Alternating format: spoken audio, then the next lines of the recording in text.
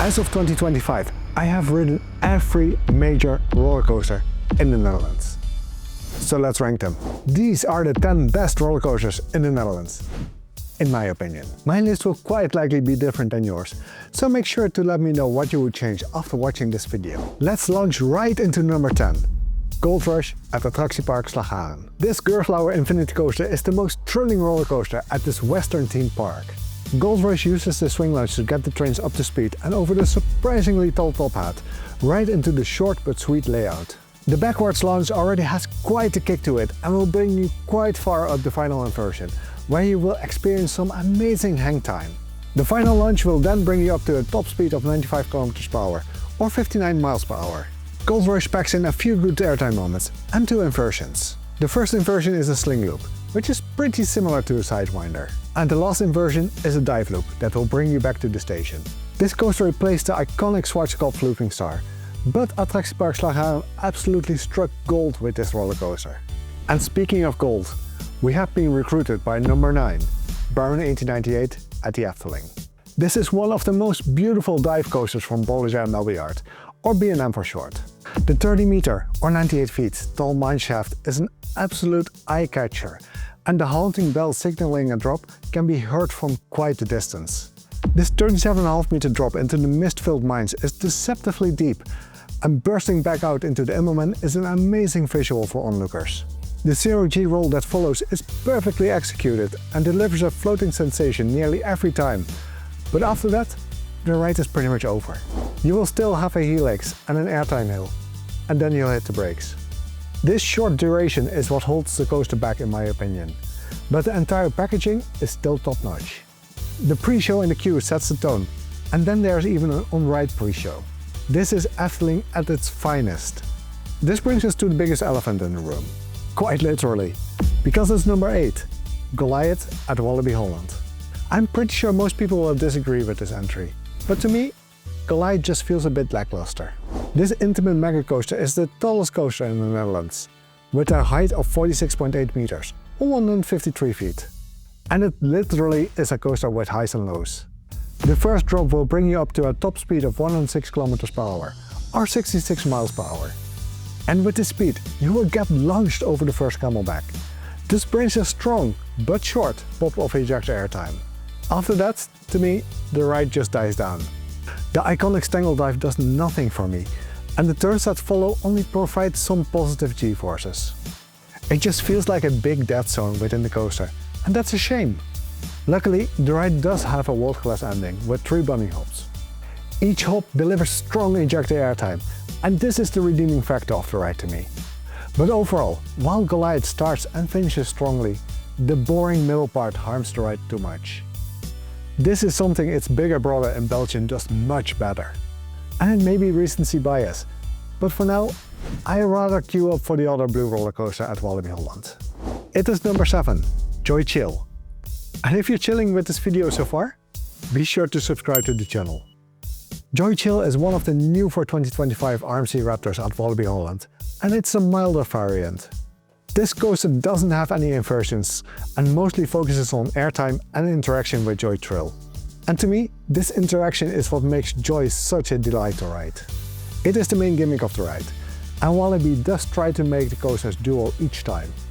Joy Chill packs some good airtime pops, and even though they're not as strong as Goliath, it does keep up the pace and variation in the layout. From the high five moments to the zigzag, there is constantly something happening, and Joy Thrill keeps dancing around Chill. To me, Joy Chill is just pure fun from start to finish. So, from one dueling roller coaster, I will give you a 2-for-1 with number 6, Joris De Draak at the Efteling. So, let me elaborate. I do count Joris De Draak as 2 separate coasters, and I do have a preference for the water side. However, which side is better is dependent on how the coasters run that day. And even within the day, there's a noticeable difference. For instance, early in the day, I feel the water side runs a bit sluggish, while later in the day, it hauls through the track and often wins the duel with a large margin. Generally though, these 2 roller coasters are pretty close to each other in experience, and it will be a matter of personal preference which one you like more. Each side has excellent pops of airtime and strong laterals, It provides an out-of-control ride experience you would expect from a wooden coaster. But it's not the best wooden coaster on this list. Still, Joris De Draak are, to me, the best roller coasters at the Efteling. This brings us to one of the most underrated roller coasters in the Netherlands. It is number 5, Lost Gravity at Walibi, Holland. This Mach Big Dipper coaster is basically 2 coasters in one. It starts off by throwing you down a 90-degree drop and launching you out of your seat with some ejector airtime moments. And then, after a slightly out-of-bank turn and a mid-course break, completely shifts up the pace and delivers slower inversions. This roller coaster really lives up to its name, because you are thrown out of your seat on every angle. It may not look like much compared to the bigger rides at the park, but Lost Gravity definitely packs a punch. It is surprisingly tall, standing at 32 meters or 105 feet. And the experience of the track just disappearing from underneath you during the first drop is unmatched. This may very much be one of the best roller coaster drops in the Netherlands. Pair this with the wing seats these small trains have, and you have a surprisingly intense and dynamic experience. Speaking of wing seats, our next entry is also known for having them. It is number 4, Fenix at Toverland. This blue giant dominates the skyline at Toverland, standing at 40 meters high, or 131 feet. Before you are taken up to this height, you will be face to face with Morgana. This story is being told in a queue, but most of the days I've been to Toverland, Fenix is close to a walk-on, so you completely miss it. While this B&M wing coaster is relatively short, it packs quite the punch. From the tall dive loop and the 0G roll over the lake, to the interaction Fenix has with Pixarus, the Skyfly which was built inside of the helix of Fenix. Fenix is a memorable, fun and intense coaster. From the lift hill you will get a wonderful view of the park, and especially at night during events, this site is a spectacle. The airtime hill actually delivers good airtime, and the helix around Pixarus is one of the most intense moments you will experience. It can pull up to 5 Gs of forces, which is enough to grey people out. Fenix has been the most recent roller coaster at Toverland, and if this is the direction the park is going, the future of Toverland burns brightly. And from one inverted drop, we are heading into another one with number 3, Joy Thrill at Walibi, Holland. I know I may like this coaster more than most enthusiasts in the Netherlands, so let me elaborate. This RMC Raptor is the counterpart to Joy Chill and will invert you 6 times. And like with Joy Chill, the dueling is what elevates this ride to me. On its own, it has some great moments, like the barrel roll down drop. But the interaction Joy Thrill has with its inversions is what makes this roller coaster such a fun ride. The top console stands out because you are flying over Joy Chill, creating an amazing visual for both riders and onlookers. Then you will have a corkscrew flying over an airtime hill and the DNA roll to top it off. All of this just excels because there's another coaster passing you at the same time. This is one of the best dueling experiences you will get in the world. Yes, Joy Thrill isn't the smoothest, but it is not enough to harm the incredibly fun experience the roller coaster offers to me.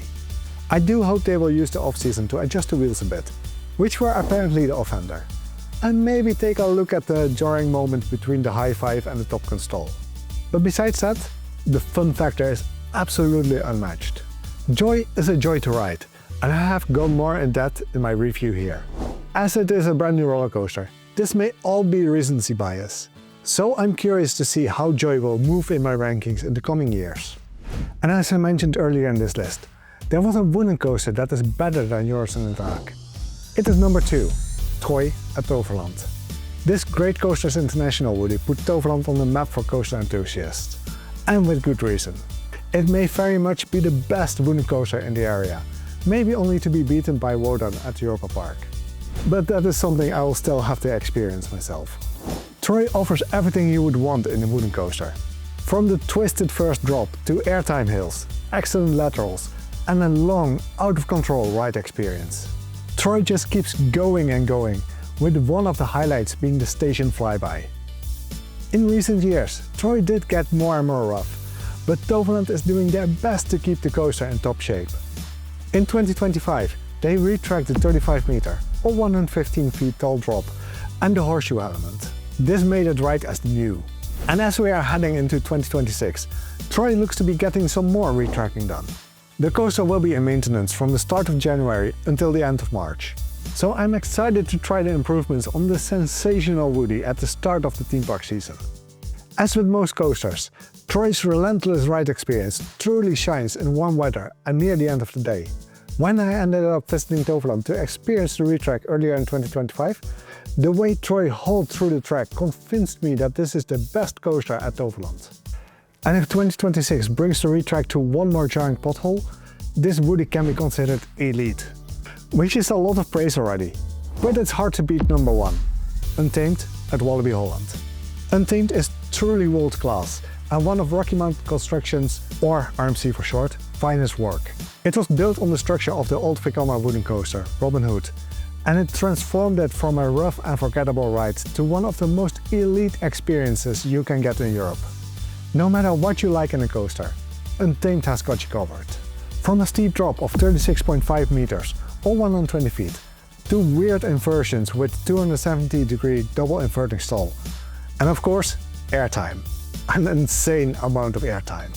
It feels like you are lifted out of your seat more often than not. From normal airtime hills to off-axis pops and hanging upside down in the CRG roll. You won't have a moment to breathe with Untamed.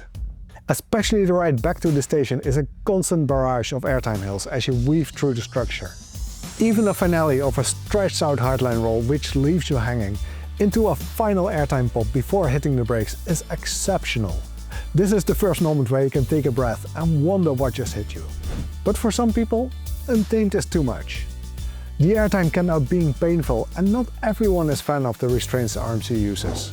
But to me, it will be hard to top Untamed, and I don't think we will see this happen in the near future. This world-class rollercoaster is the main reason to visit Walibi Holland. Untamed may be relentless, but it's not the tallest rollercoaster we have in the Netherlands. Curious to find out where it lands? Check out this video next.